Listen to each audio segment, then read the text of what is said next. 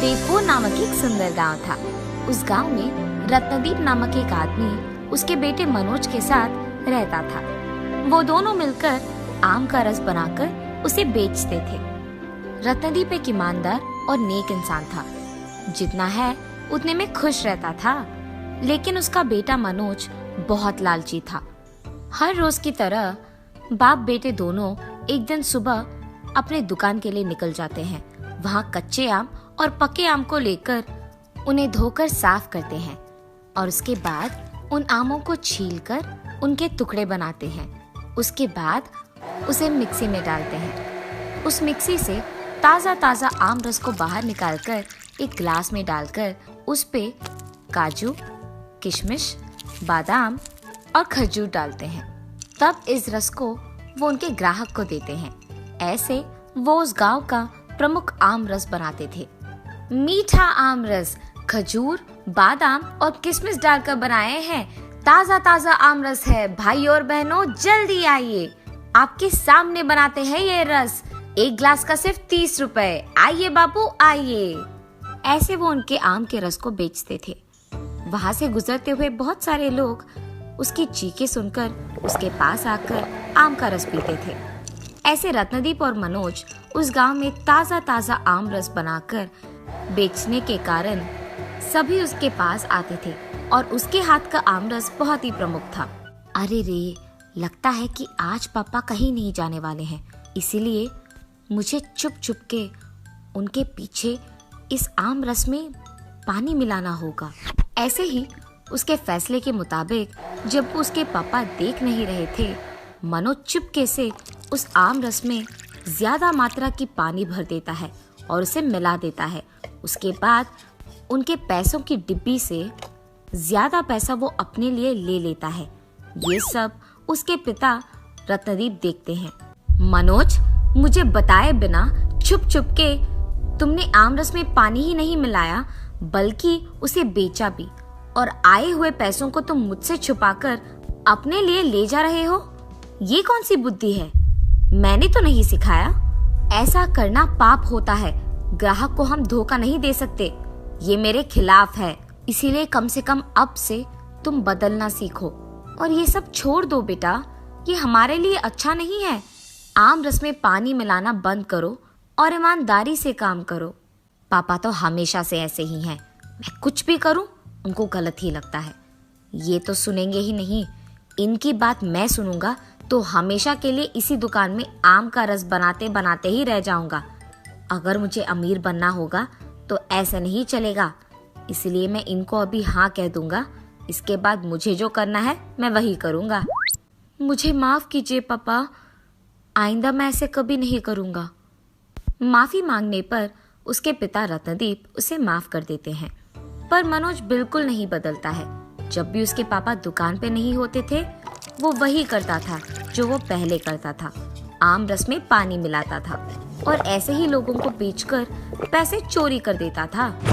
ऐसे बहुत दिन बीत जाते हैं। जब एक दिन बाप बेटे दोनों आम रस बनाकर बेच रहे थे, उनके दुकान को एक आदमी आता है। अरे रत्नदीप, आज मेरे घर में एक फंक्शन है तो करीब 200 लोग तो आएंगे ही। उन लोगों के लिए तुम आम रस बना के बेच पाओगे? जी साहब, जरूर। रत्नदीप के ऐसे कहने के बाद वो आदमी उसको पैसे देकर वहाँ से चले जाता है और तुरंत उनके जाने के बाद बाप बेटे दोनों काम में लग जाते हैं। यहाँ बेटा आमों को छीलता रहता है और पिता रस बनाने में लग जाता है। 200 लोगों को आम रस बनाना है, मतलब ज्यादा आम लगेंगे। इसीलिए मैं ऐसा करूँगा, आम रस बनाने के बाद उसमें से आधा निकालकर उसे मैं कहीं छुपा दूंगा। इस आधे रस में मैं आधा पानी ही भर दूंगा और उसे मिलाऊंगा। पापा को पता ही नहीं चलेगा। उसके बाद वो बाकी आम का जो रस है उसमें भी पानी मिलाकर मैं अपने ग्राहक को दे पाऊंगा। ऐसे बहुत सारे पैसे भी कमा पाऊंगा। पर मुझे ऐसा कुछ करना है ताकि पापा शाम तक दुकान ना लौटे। ऐसे सोच में पड़ जाता है। ठीक तभी उसे दिखाई देता है कि बादाम, किशमिश और काजू तो है ही नहीं। तब पापा, अरे रे, यहाँ तो खजूर, बादाम और किशमिश तो है ही नहीं। आप ही देखिए। अरे रे, ये तो अच्छा हुआ बेटा कि तुमने अभी देख लिया, वरना हम शाम में देखते तो वहां से लाना मुश्किल हो जाता।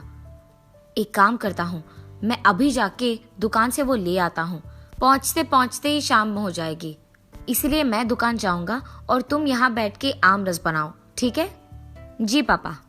जैसे ही उसके पापा वहां से निकल जाते हैं, मनोज उसके फैसले के अनुसार ही आधे आमरस को छुपा देता है और आधे में बहुत मात्रा की पानी भर देता है और उसे मिला देता है। इतने में उसके दुकान को एक ऋषि आते हैं। बेटा, एक आमरस का ग्लास मिलेगा? अब मुझे इस ऋषि को एक ग्लास देना होगा। इसका मतलब ये है कि इसके बाद मैं एक गिलास पानी वापस इस रस में मिला दूंगा, तब किसी को कोई शक नहीं होगा और मुझे 30 रुपए का लाभ भी मिलेगा। हाँ जी साहब, अभी देता हूँ। ये कहकर वो एक गिलास में आम रस डालकर ऋषि को देता है। तब उस ऋषि को मनोज के मन की बातें सारे सुनाई देती है और ऐसे कहते हैं, तुम बहुत लालची हो और तुम्हारे दुकान को आ रहे ग्राहक को तुम धोखा दे रहे हो और ये गलत है। तुम आम रस में पानी मिलाकर उसे बेच रहे हो और ज्यादा पैसे कमाने के लालच में अपने पिता को भी धोखा दे रहे हो। उन्होंने तुम्हें बताया भी, मगर फिर भी तुम नहीं बदले और बदलोगे भी नहीं। तुम्हें तो ये सब सुनाकर कोई फायदा नहीं है, इसीलिए मैं तुम्हें श्राप दे रहा हूँ कि तुम तुरंत एक खरगोश बन जाओ और इसी भूमि पे तुम रहोगे और जब तक तुम्हें अपनी गलती का एहसास नहीं होगा तुम ऐसे ही खरगोश बन के रहोगे। तुम्हारे श्राप का विमुक्त तब होगा जब एक इंसान तुम्हें कोई लालच के बिना तुम्हारा ख्याल रखेगा। सिर्फ तब तुम अपना पुराना अवतार पाओगे। ऋषि के ऐसे कहने के बाद मनोज तुरंत एक खरगोश में बदल जाता है और खरगोश को देख ऋषि वहां से चले जाते हैं। हाँ, मैं खरगोश की तरह कैसे बदल सकता हूँ? अब अगर मैं खरगोश की तरह बदल गया तो मुझे यहाँ से जल्दी जाना होगा, वरना कोई मुझे यहाँ से उठा लेगा। अब मैं क्या करूँ? मुझे कहीं तो छुपना होगा। ऐसे वो खरगोश डरते हुए इधर उधर देखते हुए छिपने लगता है। ठीक तभी उसके पिता रत्नदीप उनके दुकान पहुंचते हैं। हाँ, मैंने सोचा मेरा बेटा यहाँ पे आम रस बना रहा है, पर इसने तो फिर से वही गलती दोहराया। इसको लगता है कि मुझे पता नहीं चलेगा जब ये आम रस में पानी मिलाएगा। हाँ, इसका गलती तो मुझे ही ठीक करना पड़ेगा। मैं जल्दी जल्दी आमों को छीलकर रस बनाऊंगा, उतने में मेरा बेटा तो यहाँ आ ही जाएगा। ये फैसला करके रत्नदीप तुरंत आमों को छीलकर रस बनाने में लग जाता है।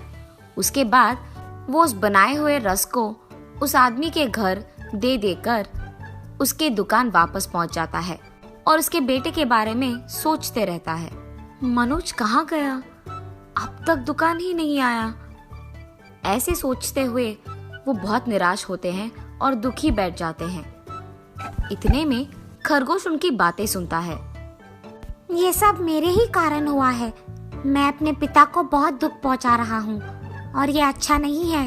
मैं अपनी लालच की वजह से आज ये भुगत रहा हूँ और मेरे पापा मेरे सामने रहकर भी मुझे पहचान नहीं पा रहे हैं। मुझे यहाँ से चले जाना ही बेहतर लग रहा है।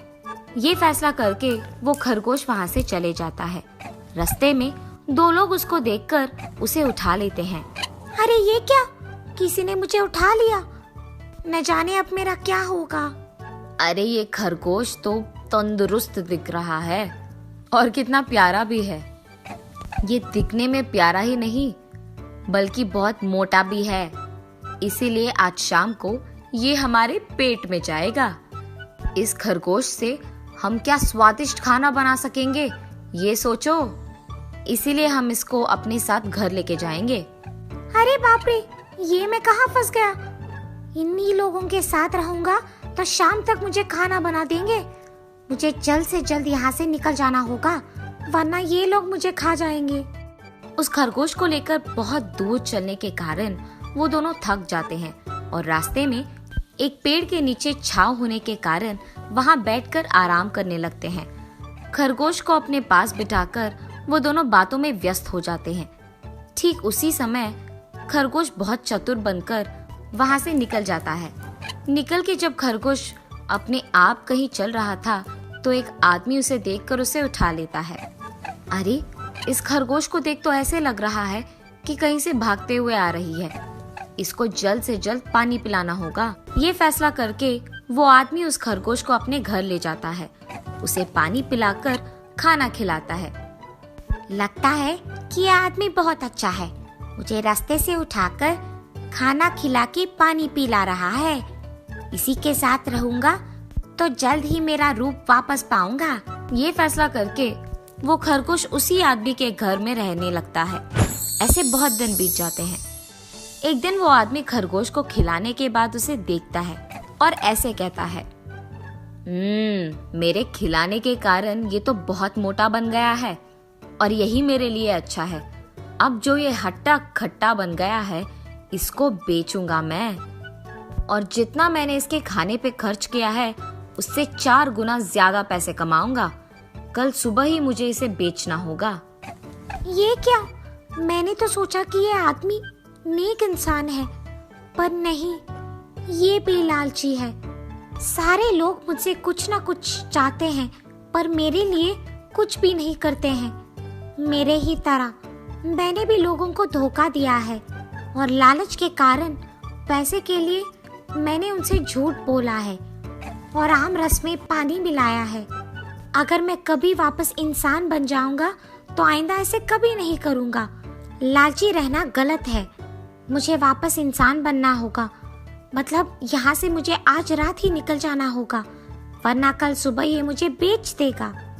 ये फैसला करके उस रात सबके सोने के बाद वो खरगोश उस घर से निकल जाती है। लगातार भागने के कारण वो खरगोश एक पेड़ के नीचे रुककर आराम करने लगती है और थकान के कारण तुरंत सो जाती है। एक औरत उस खरगोश को वहां देख उसे नींद में उठाकर उसके घर लेके जाती है। नींद से जागते ही खरगोश चौंक जाता है। हाँ, मैं यहाँ कैसे आया?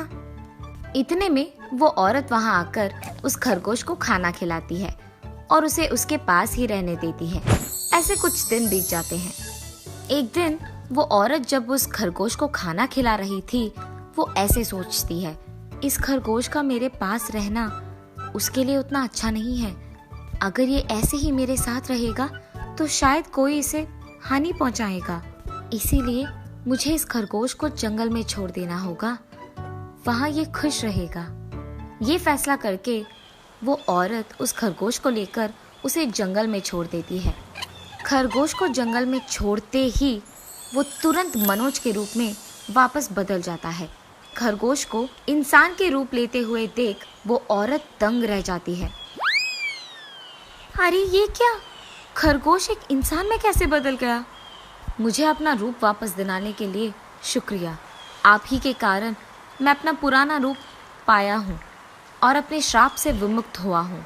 आपको मैं कभी नहीं भूलूंगा। ये कह के वो उस औरत को सब कुछ समझाता है और उसके बाद खुशी खुशी उसके पिता के पास वो लौटता है। रत्नदीप अपने बेटे मनोज को देख बहुत खुश हो जाता है। बेटा, तुम इतने दिन कहाँ थे? मुझे बहुत डर लग गया था। पापा, लालच के कारण मैंने बहुत कुछ देखा और बहुत कुछ भुगता। अब मुझे अपनी गलती का एहसास हो गया है। ये कहकर वो उसके पापा को सब कुछ बता देता है। बेटा, जो हो गया सो हो गया। अब तुम मेरे पास आ गए हो और तुम्हें अपनी गलती का एहसास हो गया है। मुझे बस यही काफी है। चलो, हमेशा की तरह हम अपना काम करते हैं। जी पापा, मैं आज से आपकी तरह बनूंगा। ईमानदार, नेक और मेहनत करके पैसे कमाऊंगा। ऐसे वो दोनों मेहनत और ईमानदारी से पैसे कमाते हैं और खुश रहते हैं।